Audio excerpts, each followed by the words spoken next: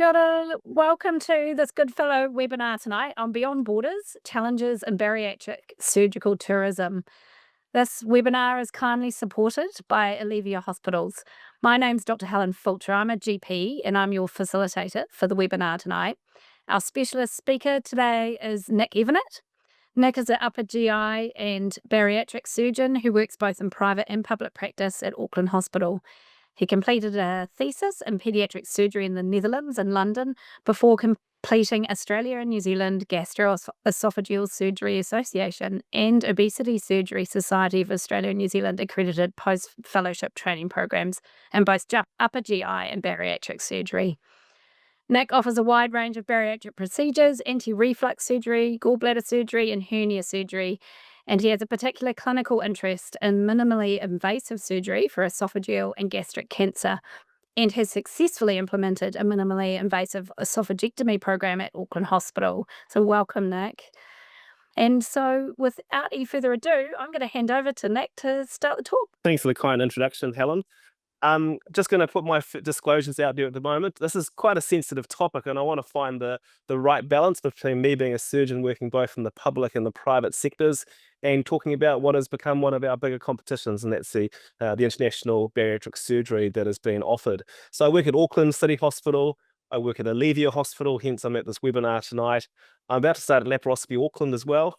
And I'm in the process of developing my own brand. I realize that very few people can remember my last name, so I've developed the brand evennett.co.nz, which will be live within the next week or two as a website. Our new surgical group is called Auckland Surgical Group.co.nz. There's a lot of information available for both healthcare professionals and patients there, and there will be on the evennett.co.nz website as well. So, bariatric surgery, weight loss, surgical tourism. These are all really topical. Two articles just caught my attention just this last weekend. So one was talking about how successful injectable weight loss medications have been, and 18,000 of us New Zealanders have commenced on Wegovy. Most people doing moderately well with these injectable weight loss medications. And the second was on Saturday, Health New Zealand urging cautions about a poor lady who had travelled to Turkey and had a very poor outcome, spent many weeks in hospital down in the Manawatu. So very, very topical, of course. So what I want to do is cover what is bariatric surgery, what's the history of it sort of more generally, and then how does that apply to New Zealand, and get to the fundamental driver of why tourism has become an issue, and that's an equity of access issue. I want to talk a bit about surgical tourism, and I'm going to break it up into the pre-COVID experience and what we're seeing now, and find some guidelines from some of the big international bariatric surgery organizations. And then we've got to accept the reality. People are still going to travel. They've got every right to travel if that's what they choose to do. What can they expect? How do they get it so cheap? How do we help these people with follow-up? And getting to what we can also do in both the public system and also if they want to in the private sector to help once they've had surgery overseas, particularly if there are problems. So where have we come from? So the operation to the left is a jejunal ileal bypass. It's a really simple idea that you bypass most of the small bowel. That's where bariatric surgery started in the 1950s. It's a pretty awful operation, gives people terrible diarrhea and terrible nutritional problems, but it does make people lose weight, and it's been consigned to the history books. The operation to the right there is something called a vertical banded gastroplasty. For those of a certain age, this is the operation that David Lange had in the 1980s, and you can probably recognize with limited success. Again, it's another operation that's been consigned to the history books. That's really, when I talk to my medical students, I talk about three big revolutions in surgery. The first being antisepsis, so we don't kill everyone we operate on. The second being anesthesia, so we don't give everyone post-traumatic stress disorder from every operation. And the third big innovation was the minimally invasive or laparoscopic era, which started in the mid-80s with Lat Colli. And by 1990s, a whole lot of operations became more accessible and more palatable to the wider population, and that includes bariatric surgery. This operation here is a lap band that was really probably the pioneer of the big explosion that we saw in bariatric surgery. I quite like this picture because it shows how the band is really invaginated in the stomach, so sometimes it's quite hard to get out. And I actually show this picture here to my patients coming to see me in either public or private, if they're happy to see medical images, just showing my standard setup for bariatric surgery. So 4 small cuts through the mid portion of the tummy and 1 below the breastbone, so they know they're going to wake up with 5 little stickers on their tummy. So we're left with the big players between sleeve gastrectomy and gastric bypass. That actually accounts for about 99% of the operations done globally. And it's pretty similar here in New Zealand, certainly between sleeve, gastric bypass, whether it's Roux-en-Y and OAGB. That's going to be the overwhelming majority of operations that are performed. So pretty simple concept, really. So what's been in bariatric surgery in New Zealand? In the 1990s, it was pretty fringe. After the 1990s, though, we started to see some of them developing in the private sector, but it was in the early 2000s that the first public programs were initiated. I believe the first was actually at North Shore Hospital in 2002. Auckland Hospital started the program in 2007. And the 2010s, we often talk about a golden age of bariatric surgery where we're doing increasing numbers of operations. It was mainly sleeve and bypass. But actually, it's when we start to see our early experience with surgical tourism again, because we start getting this mismatch between people wanting surgery and not being able to either access it in the public system or pay for what was very expensive surgery in the private sector, the vast majority of which was not covered by insurance. And then we get to the 2020s, and this is a complex era. Obviously, it's the COVID era. And we start getting quite a lot of competition for surgery. So we have endoscopic weight loss interventions, of which probably front and center there is an endoscopic sleeve gastroplasty, to a lesser extent, balloons. Of course, the big player that's really changed the dynamic internationally is weight loss medications. And I guess we all wish we had shares in Novo Nordisk or Eli Lilly with these explosion of GLP-1 medications and similar. And of course, we start to see more surgical tourism. And this graph here shows the number of procedures that were done over a number of years. This is in America, showing this increase in the rate of operations. Oh, I'll go back up to about 2018, 2019. That was probably peak bariatric surgery.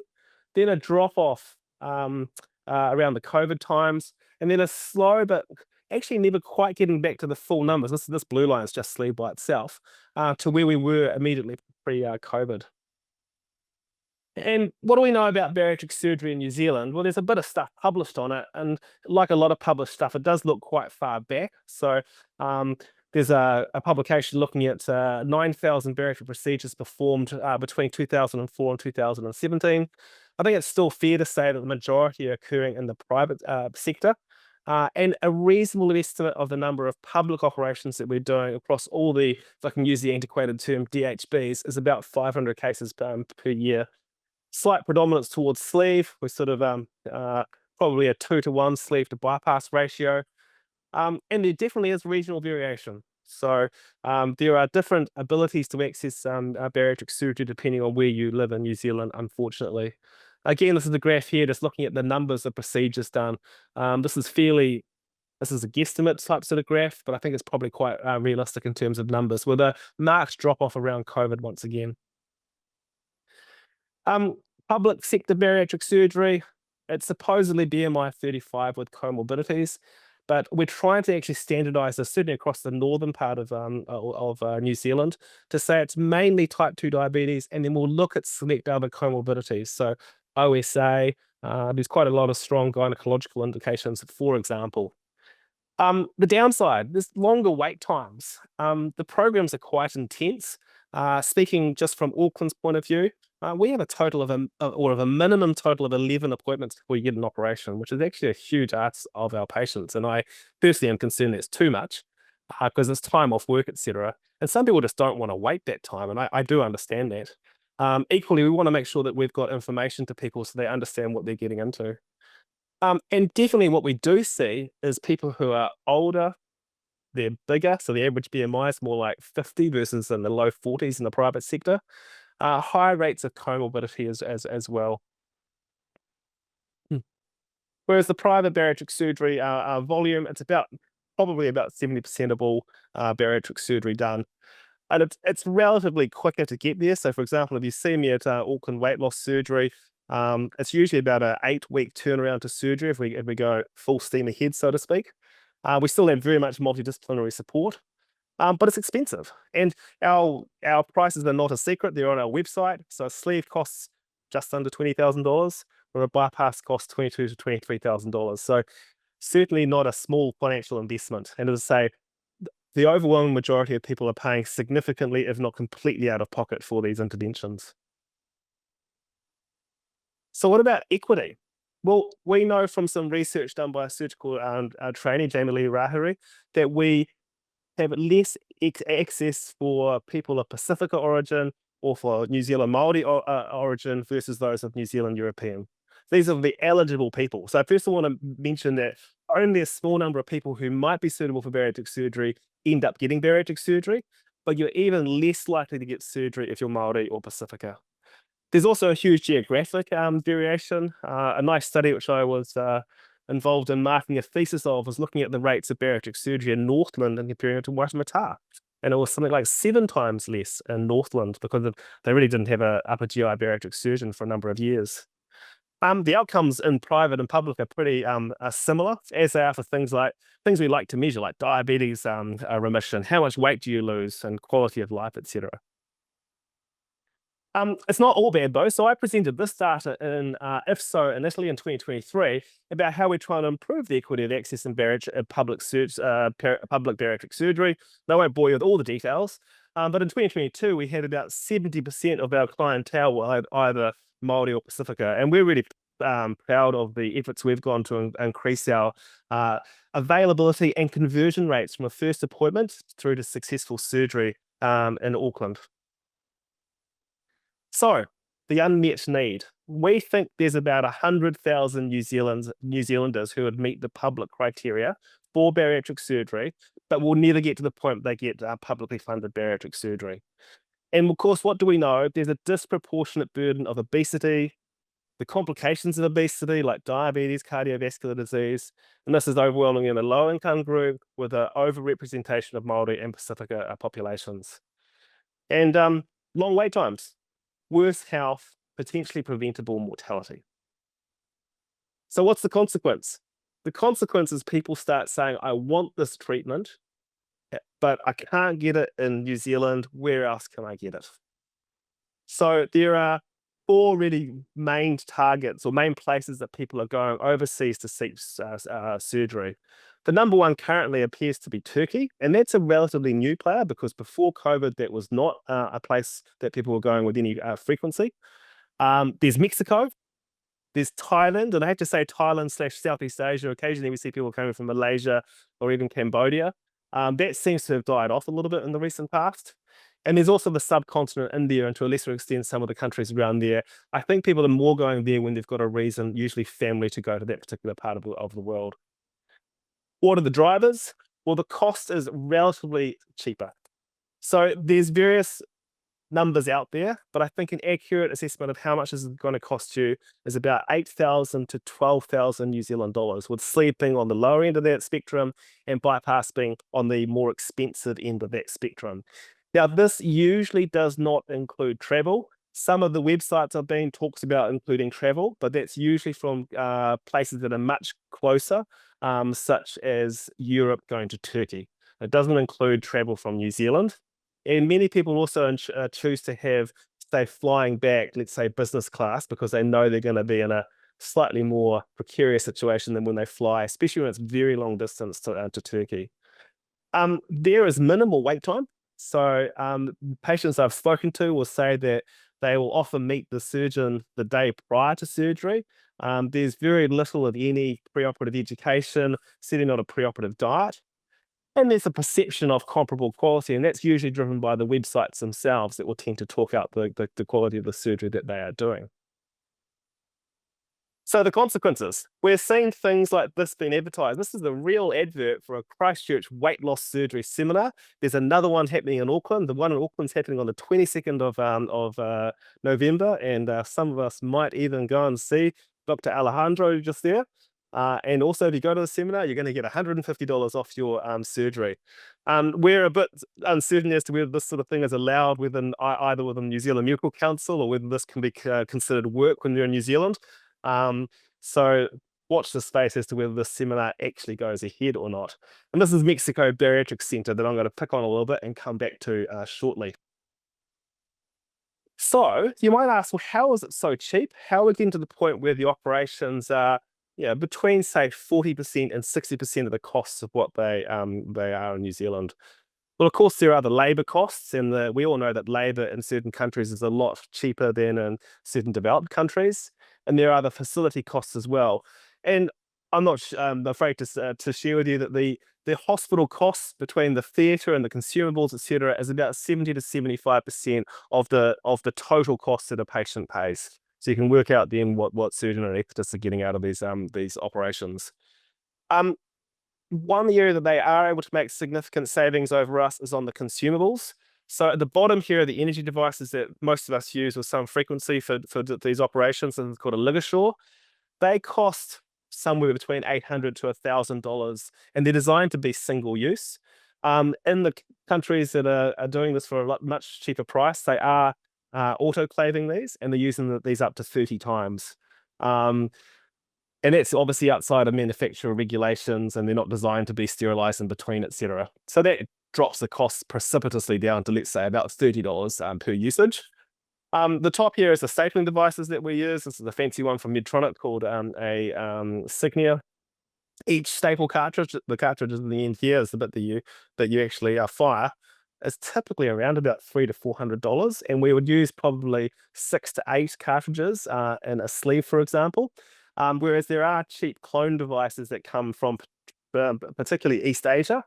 The early data which is provided by those companies seems to be pretty reasonable, although there's some anecdotal data that there's higher failure rates and more deformation of the staples, etc. So there's an unknown quantity as to say, is this going to affect the quality of your surgery? And speaking personally, I'm not interested in trying a device until they've got the same proven quality track record as the big players, which is Medtronic and J&J. So, surgical tourism. So again, I'm going to pick up on this Mexico Bariatric Center. Got this photo down here. You guys might know this gentleman here. This is Dr. Lance O'Sullivan. I got to know Lance actually in about February and March of this year. And this was after he had gone over to watch the Warriors unfortunately lose in Las Vegas, and he had a rather shotgun wedding in Las Vegas. What wasn't in the media was that he came home via Mexico, because he's interested in seeing whether there's any opportunities to facilitate, particularly his whānau and his iwi to travel over to Mexico. So he went to these places, and hence the photo. He said the front end of these places was excellent. However, the back end where these operations was just really substandard and was not something that he was prepared to take his people through to. And I think that was really telling. So I tried to see whether we were able to set up something that might make surgery more accessible, particularly for his local iwi in New Zealand. And unfortunately, we couldn't quite get the funding across the line to make that work. This is not a new problem at all. In 2020, well, actually late 2019, I teamed up with another bariatric surgeon called Steve Kelly, who's down in Christchurch. We'd seen a real run of complications coming from overseas. And we put together this paper, which I last edited in January 2020 and was going to submit. And of course, we all know what happened in early 2020. And what I'd done is gone through, and we actually found 21 surgical events that occurred. And just quoting from this paper that I never actually ended up publishing, were that some complications were the so-called surgical never events. So I'm going to come to those, things like retained swabs. Others suggest a marked deviation from what we would consider reasonable bariatric practice. So, for example, radical revision surgery for someone who had weight regain post-sleep and their BMI was 26, and I ended up looking at after this person with a major complication at BMI 16, long-term TPN. And we also had some complications that even led to long-term disability and death. So what have we seen? These are these 21 complications recorded up to 2019. There were 8 leaks. There was 4 visceral ischemias, so people who needed major operations to fix up major visceral ischemia. There was 2 early post-operative deaths, and there's 4 surgical never events. So one was a retained swab.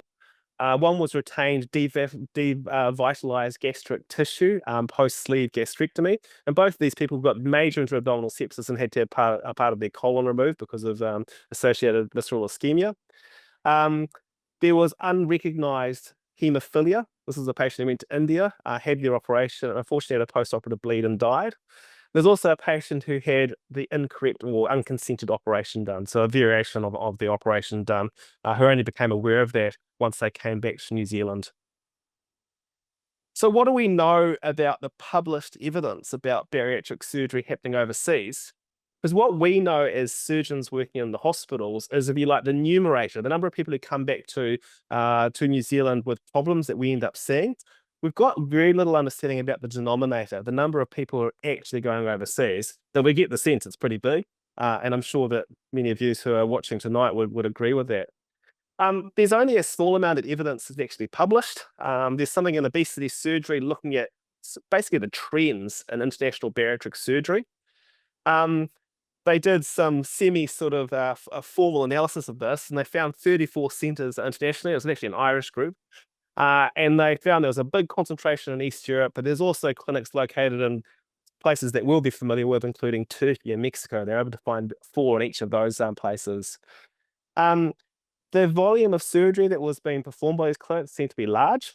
So ranging from 1,200 to over 7,000 cases. Certainly by the time you've done more than 1,000 cases, I'd like to think you're pretty technically proficient at doing this.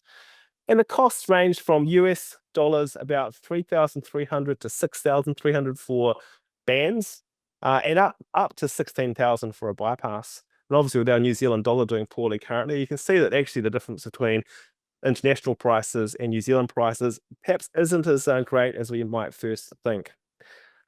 Very few people are giving outcome data, and only one centre giving actual complication rates. I was in Washington, D.C., and subsequently Chicago with this gentleman here. He's a bariatric surgeon. And prior to that, I've been in I've been in Washington now to see one of the big conferences, and they actually talked about their experience doing reverse medical tourism. So they're trying to set up a program in Chicago where they could offer prices that weren't too far away from what they were in Mexico. They looked at the rates of the costs in a Mexican clinic.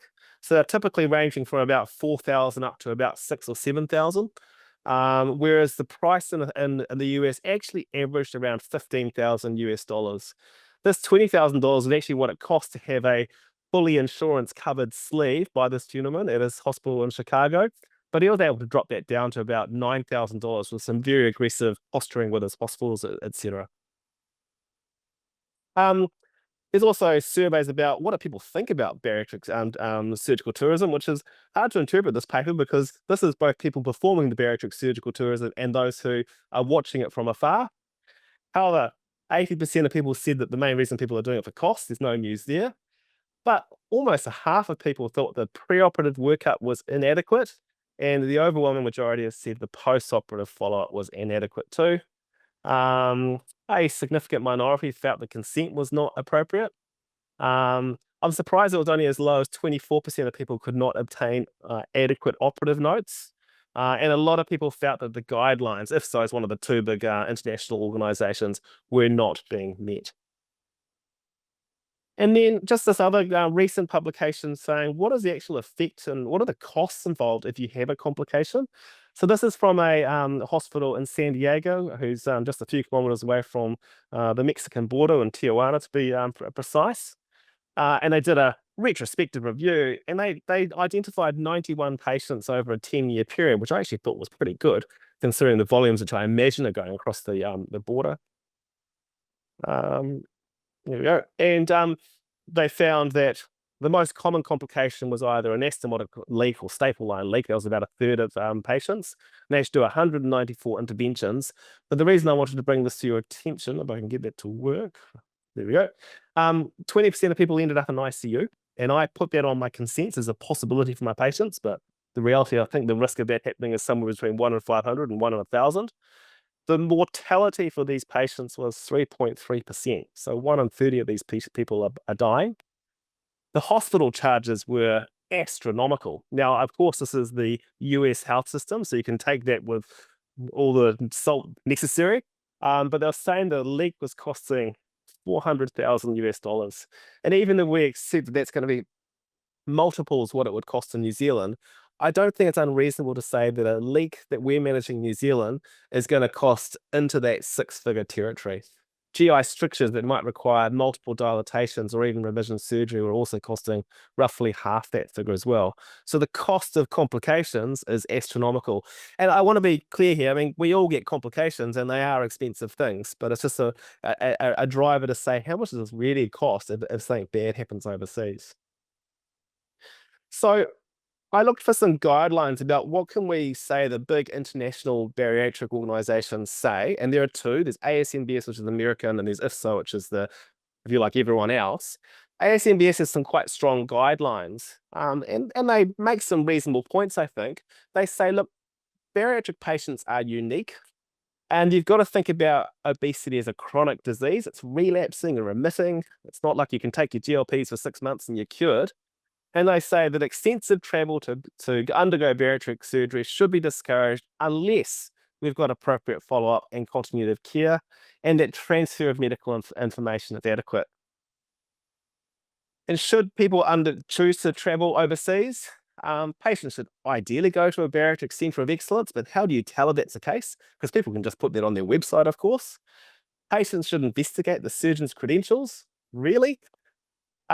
Patients and their providers should ensure that follow-up care, including the management of complications, are provided. And maybe the thing there is there a fund for this? And I'll come to some bad examples there. I've had some people have had their travel documents taken away from them until they've paid very expensive fees for an ICU stay. And then people should recognize that there are some unique risks involved if you're going to travel overseas to have bariatric surgery, right? So perhaps the obvious one, particularly when you're traveling as far as Turkey from New Zealand, is the increased risk of DVTs. And so what I tell patients who might be looking to travel overseas, I think 2 weeks from a sort of moderate operation like a lat collie is reasonable. I think it's 6 weeks before you should travel after bariatric surgery, partly because you're much more at risk of things like dehydration, which is going to increase your risk of DVTs, etc. So the idea that these people are getting onto a plane 5 to 7 days after major bariatric surgery really irks me, actually. This is hard for people to probably recognize, but we recognize that there's going to be limited preoperative education. Do you really understand what you're getting yourself in for? And counseling regarding the risks, the benefits, what else might be able to be done in this situation. That also limits the ability to medically optimize people for surgery. And I can give you a few little hinters coming up shortly about the ways that you can look at your patient's individual risk and therefore maybe give them some advice that they really shouldn't be traveling a long way to have surgery overseas. And again, maybe something that people don't think about too much, but there's basically no way that we can offer legal redress if there's a major medical error. And having spent some time in a quality role in various hospitals I've worked at, I do think some people just take some solace when they've had bad complications and knowing that their complication has led to an improvement in quality in that hospital, such that nobody else should suffer the same thing that they did. So, what do we need to tell a New Zealand surgical tourist if they're contemplating going overseas? Well, first thing is surgical complications are not covered by ACC. And that's in stark difference to what happens if you have a complication, whether you're in the public sector or the private sector, right? So major complications are covered by a treatment injury. And to some extent, you'll get a loss of income cover as well. There are no unexpected costs of healthcare, even in a private healthcare facility in New Zealand for that reason, right? So if I had to take someone back to theatre at day one for bleeding, that's a treatment-related injury, and ACC, after a lot of paperwork, will cover that cost. And of course, in New Zealand, we can transfer serious complications to the public sector when appropriate, relatively seamlessly. And of course, surgical complications are not covered by standard travel insurance. Our overarching organisations, the New Zealand Medical Council, the HDC, the Royal Australasian College of Surgeons, have no jurisdiction over common places of travel. Major complications can be really expensive. And so if you're unlucky enough that you end up in intensive care in a foreign country, you could have a very large bill on your hands. And at least one of the patients in that paper that I didn't publish in 2020 had their travel documents taken away. That was in the UAE. I think human rights are probably a little bit more, or a bit less honoured in that part of the world than in other parts of the world. But there are stories of that happening in other locations as well. So what else can we advise our patients with as well? You should know that there's some absolute contraindications to proceeding with surgery. So if you had someone who's known to have pulmonary hypertension, or if you have severe liver disease, particularly in the setting of portal hypertension, If they've got uncontrolled psychiatric conditions, and that very much includes substance abuse, then these people should absolutely not be undergoing bariatric surgery. Um, if it's of use to you, a way that I often get a rule of thumb in terms of generic risk factors, I give a point for each of being a male, because males are harder to operate on because of central obesity. You get a point for every decade over and including 50 years of age. You get a point for every 10 BMI points over and including a BMI 50, and one for major cardiovascular, respiratory, renal, and liver comorbidity. So a 55-year-old male with a BMI of 55 is 3 points. A 55-year-old male with a BMI of 55, a history of heart failure and chronic kidney disease gets 5 points. And what's the relevance of that? If you're 4 and above, you're at high risk of dying. So at 5 points, the 30-day risk of mortality from a Roux-en-Y gastric bypass is 1.25%. And most of the time, I would not operate on that person myself. I'd say your risk is too high, unless there was a compelling reason to do an operation, such as a bridge to another life-saving intervention, let's say a transplant or a major cardiovascular operation. So how can we help once a patient has come back from overseas and they've had their surgery? Because I fully accept that even despite the fact that there are some inherent risks involved, people are still going to travel. The cost is going to be too much of a carrot for them not to go. So the first thing to say is that we will see any New Zealand patient with an acute surgical problem. And we're fundamentally here to help all New Zealanders and also, of course, you in the primary healthcare role as well. And in many ways, I want to stress that we would see people in the public sector the same way that we would see someone who happened to have treatment in private in New Zealand. They've just chosen to have treatment in private in a different country. So we're not going to judge people because they've chosen to go overseas. If we are referring into the public health system, and for that matter, the private system as well, we would greatly value any incoming information. So there's probably more that the patient's going to come along. Sometimes we've seen discharge paperwork. Hopefully it's going to be in English. Operation reports, investigations. We recently looked after someone who had an entire video of their operation, which is actually really interesting for us to look as well. So we can confirm actually what operation they've had and what has happened on the inside. So referrals, and I can only really speak in sort of absolute terms about Auckland Hospital, but I suspect it's something similar across all of New Zealand. What sort of things that we can see if you're going to refer into public? Obviously, major post-operative complications, both acute. So if someone comes back with sepsis because of a leak or something, of course we're going to see that, and also chronic management. And I like this term I read in one of the papers I was reading in preparation for this about multidisciplinary salvage. I think that's a really apt term. We very much work as a group. We have surgeons, obviously, but we have dietitians, nurse specialists and nurse practitioners, health psychologists, and access to the wider medical teams pertinent to whatever a patient needs as well. We absolutely will see major nutritional abnormalities. That includes things like excess weight or weight loss or protein, energy, malnutrition. And I'll come up to ways in which you might be able to get an idea whether your patient's lost too much weight in a moment. And also significant micronutrient deficiencies.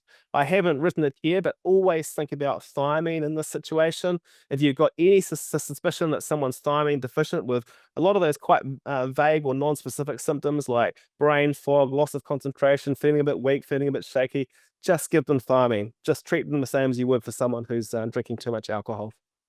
And we'll see people with severe functional problems as well. So we're talking about severe reflux, particularly if they've had a scope and let's say they've got LA grade D esophagitis or well-established bile reflux post a one anastomosis bypass, significant hypoglycemia, significant problem with altered bowel habit, usually going towards diarrhea.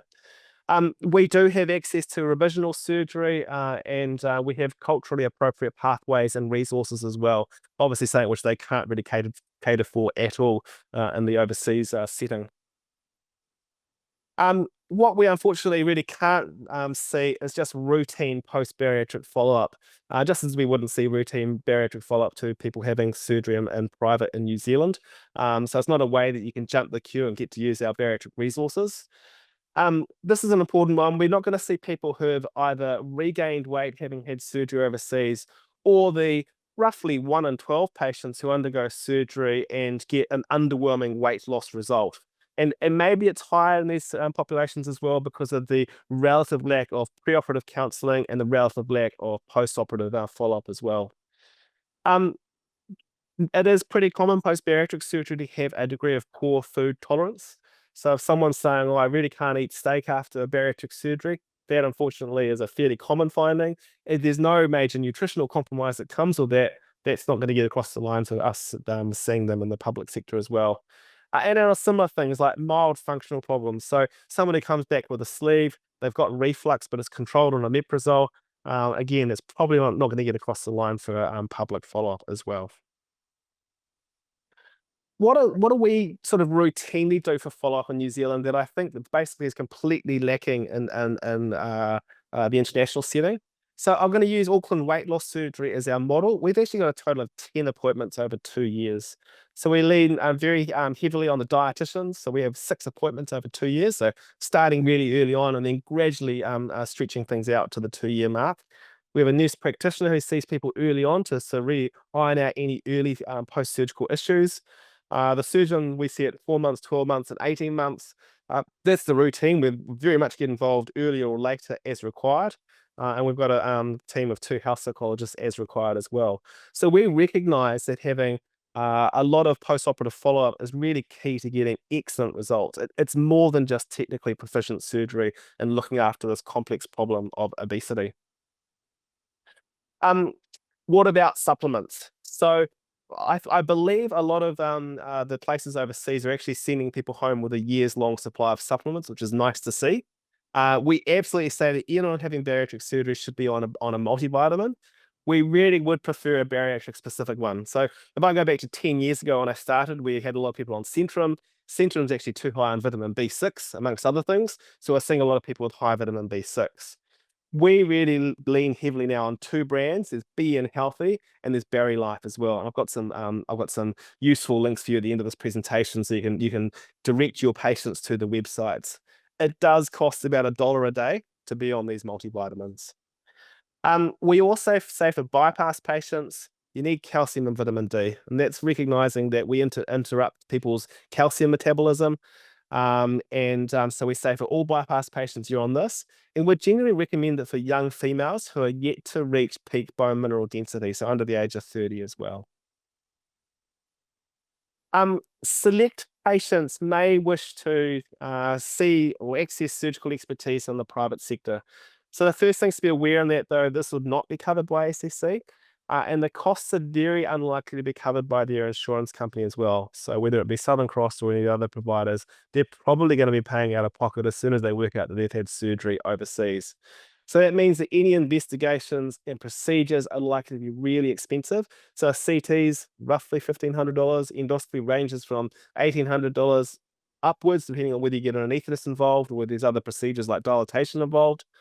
And then common conversion operations tend to be even more expensive. If I do a sleeve to bypass, I tend just to charge as a bypass, but a band to bypass is about $30,000 for taking that band out before we then convert it. So it's really expensive. However, routine follow-up for people who have gone overseas and want to see a dietitian or have got particular nutritional concerns that need addressing is available with some dietitians.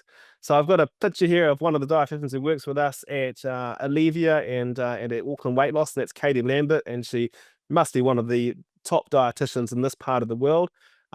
So she will see in her own private capacity patients, not through Auckland Weight Loss, but in her private capacity.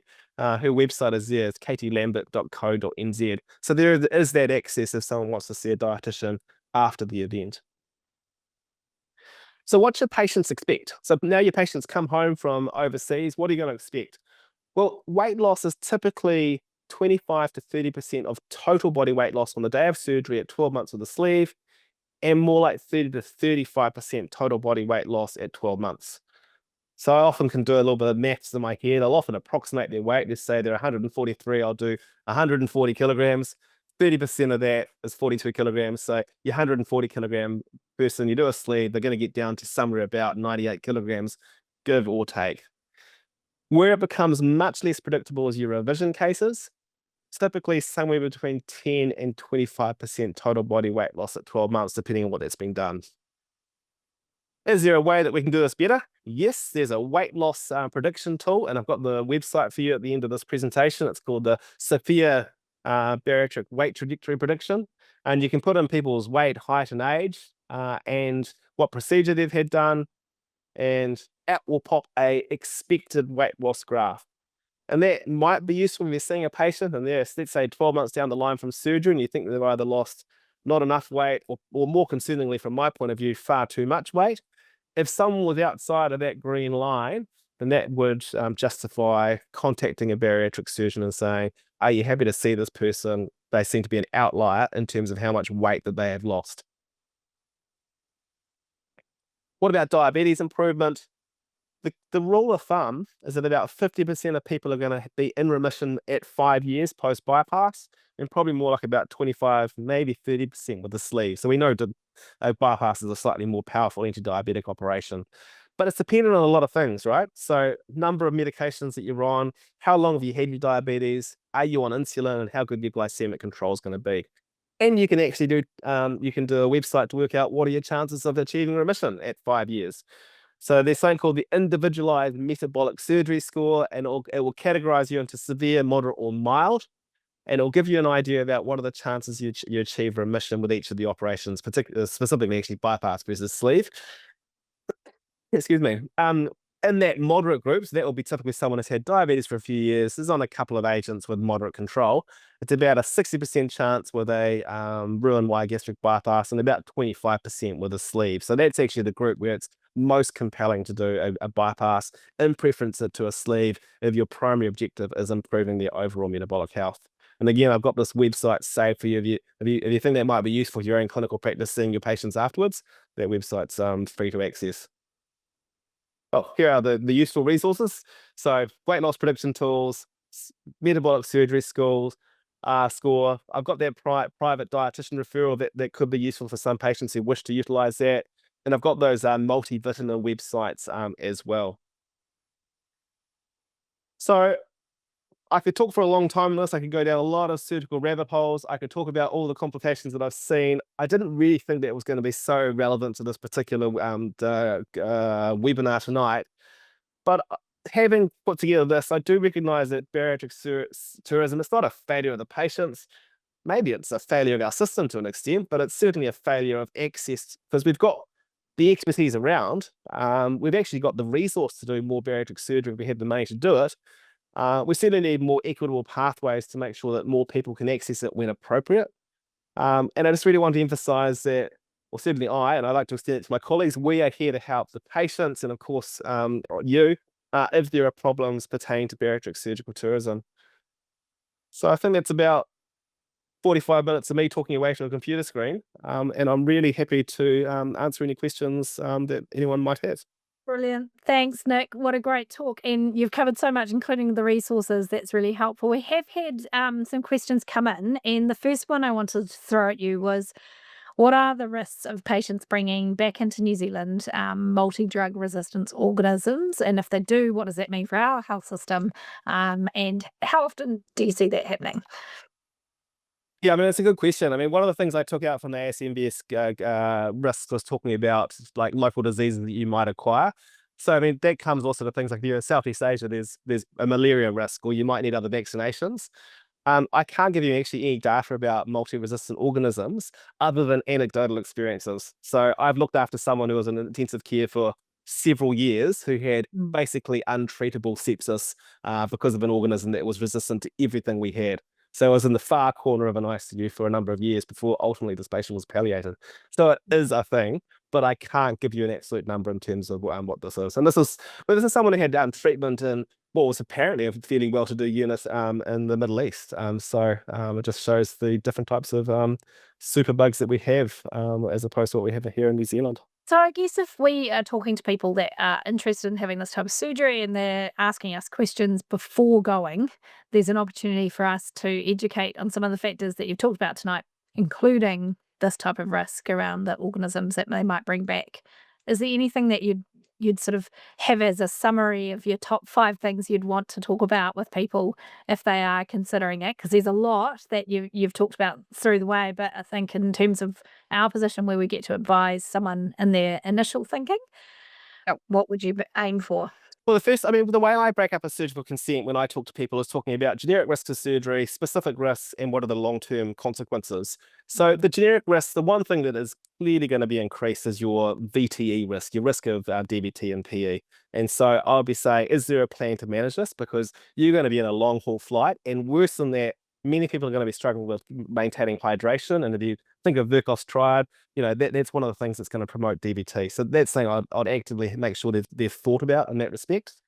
The specific risks, there are things like your early post-operative complications. There is a set rate of this, right? I quote a risk of 1 in 200 of a leak to my patients. So that's a pretty low risk. I think we're all very poor as individuals of saying, what does 1 in 200 risk mean to an individual? We just assume we're in the 199 who doesn't have that happen. But a real thought about, if this does happen, what are the consequences going to be? Does this mean you're not going to be well enough to get on a plane? You're going to be stuck overseas, getting treatment overseas? Does this mean you're going to have the most harrowing flight of your harrowing flight of your life and fright for that matter, and end up in a hospital? And if you come off the plane in Auckland, you'll be going straight to Littlemore because that's where all the patients go, and we actually get relatively protected at Auckland Hospital for that reason. I don't have any strong data to say what the leaks rates are because they don't tend to publish. And there's also publishing bias because a lot of leaks are going to happen after someone's discharged from hospital. So in the world of GI surgery, your peak leak risk is between about day 5 and day 14. So many of these institutions may not know they've got a very high leak rate because they've sent the patient and they don't know anything more about this patient from that point onwards as well. Where I have some of the biggest concerns about what does this look like in the long term? Because it's really easy to be, I'm a surgeon. Are you overweight? Have you failed dieting? Okay, I'm going to cut your stomach and off you go. But to get good results in terms of managing obesity long term, you've got to have the appropriate guidance regarding your lifestyle. And it's not rocket science, but you've got to do it right. It's got to be good exercise. And I'm increasingly a believer on that front. It's got to be the dietary thing done well. And it's got to be that balance between saying, what do we want to achieve in terms of weight loss versus what is safe nutritionally? And that's where I think a lot of these things fall over. And you're seeing people with some very, very result, either inadequate weight loss, so they've sort of, I guess, wasted their money as the least of their concerns, or the other extreme, that people have lost too much weight, they've got a terrible gastrointestinal quality of life, and they've got major micronutrient deficiencies as well. And we see thiamine deficiency, we see scurvy, we see all sorts of weird and wonderful things that really we've banished from nutrition outside of some very rare disease conditions are coming back now because of badly performed bariatric surgery. Thank you. That's fantastic and quite a good summary of a whole lot of the stuff, but I think a good way to approach someone in that initial conversation. There's a couple of sort of shorter questions here. How long after the operation can a patient safely use anticoagulation for DVT prevention, or can it be used? We use it straight away. So, 6 hours post-procedure, I'm giving the first dose of Clexane. I prefer injectables over oral, using things like rivaroxaban just because I'm more confident of the absorption. On rare cases, I might withhold that if I think someone's at a higher risk of bleeding. Something you've got to think about for patients who are on anticoagulation. So, for example, if you're on dabigatran, you have a bypass, it's not going to work well. So you need to be switched across to either warfarin or rivaroxaban. And if it's a high risk situation, like let's say a mitral valve or something like that, you probably should do testing the rivaroxaban's been adequately absorbed with I think it's the activated 10A assay or something like that. We tend to do just the prophylaxis in hospital, but there are certain high risk situations. If someone's got factor V Leiden or something like that, then we might do extended prophylaxis for those individuals as well. And is there an age limit on the bariatric surgery that is performed here or overseas? So do they have to be over 18 years of age overseas? I would really hope so. And I even think there's many 18-year-olds are far too young to make such a profound, life-changing decision. Yeah. I was thinking, the other way, because we often are sort of vexed about what you do with the patient. Let's say in the public sector, we've got someone who's like in their late 60s or even 70s with end-stage organ dysfunction, but diabetes. Do we offer the surgery to them, or do we take someone who's, let's say, 23 with a BMI in the high 60s, and if you don't operate, this person's got a much shortened life expectancy and a huge burden of obesity. So that's another vexing problem. But I would, unless someone is actually a specialist in offering adolescent healthcare, they really shouldn't be offering surgery to people in their teens. There is a question here around, can you give us a quick rundown? I don't know whether it's a quick rundown, but possible to summarize the newer weight loss drugs that are yet to come on the market. And this question has come in as perhaps as a way to lure people away from surgical tourism. This question. So I mean, we've had, do you like generation 1 and generation 2 of the GLP-1s, right? So I presume many people are familiar with Saxenda, which is essentially leaving the market as we speak. We've now moved to Wegovy or semaglutide, which is this weekly injectable. And most studies are suggesting 10 to 15% body weight loss if it's done correctly over a long period of time. I have to say, I think that the studies into these weight loss drugs are highly curated with an unusual amount of follow-up, and they tend to get better results than I think is often reproducible in reality.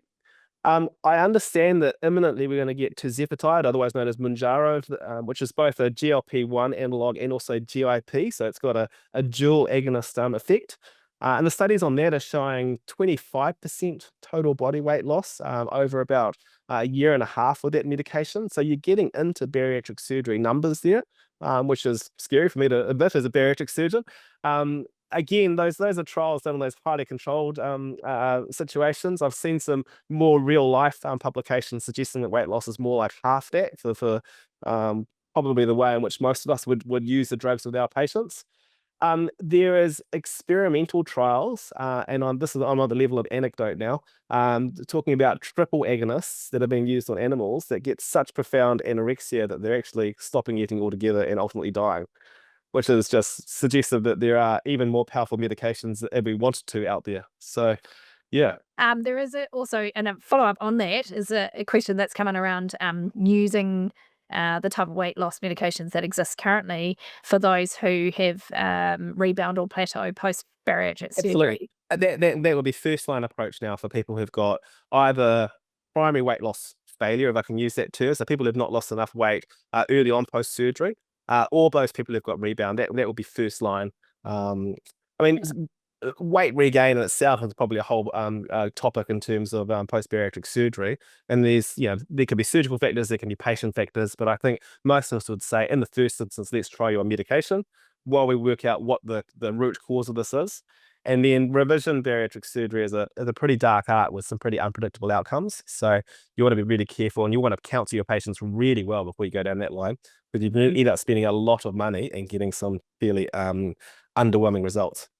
Couple of others around when you see a dietitian, because I think sometimes accessing a dietitian, we don't have a lot of patients that see dietitians across the country and other than in private. So when you see a dietitian, do their blood I don't know if you have the answer to this, but do their blood tests regarding various micronutrients.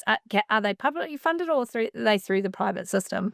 They're publicly funded, although a lot of the endocrinologists are not very happy about some of the tests that are being done. So we're at the moment doing pretty out there trace elements. We're doing your selenium and your copper and your zinc, and I accept lots of results, and I think, I wonder what the significance of that is, and I'm not always entirely sure. We do a pretty extensive vitamin assay as well. So we do all your fat soluble vitamins. We do vitamin B6 if someone's on supplements, because actually you can push your B6 really high just with having too many energy drinks, because they're all on your Red Bulls and the like.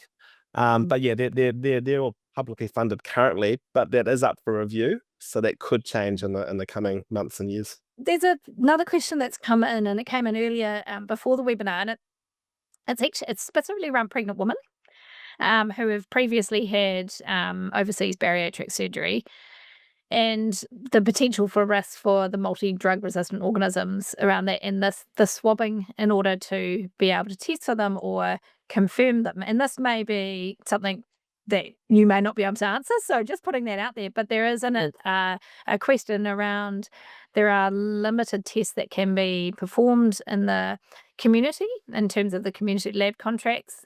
Is there some advice specifically for those lead maternity carers looking after pregnant women who have previously had bariatric surgery, and the type of tests that they should be doing or could be doing? I can't answer that specific question. I do a more broad comment on people having, women becoming pregnant after bariatric surgery. It appeared that used to be an automatic, goes into a high risk maternity setting, and would obviously have access to a midwife, and it'd need be a maternal fetal medicine specialist. But that appears to have changed. I think we've got a sufficiently large number of patients with bariatric surgery out there. They've no longer got the resource to do that. But I would suggest if you've had a malabsorptive procedure, so a bypass, probably is not a bad idea in that respect. And yeah, but I can't talk about the swabbing and what's available in the community setting. So probably be thinking about referring them into the high risk unit in case. Yep. And the general rule of thumb is, so let's say that you just get a, sorry, can't see, you should really be switching across to a pregnancy specific multivitamin. You don't want too much vitamin A, obviously, and those sort of ththings, which are in your bariatric ones. So we switch people across to Elevate.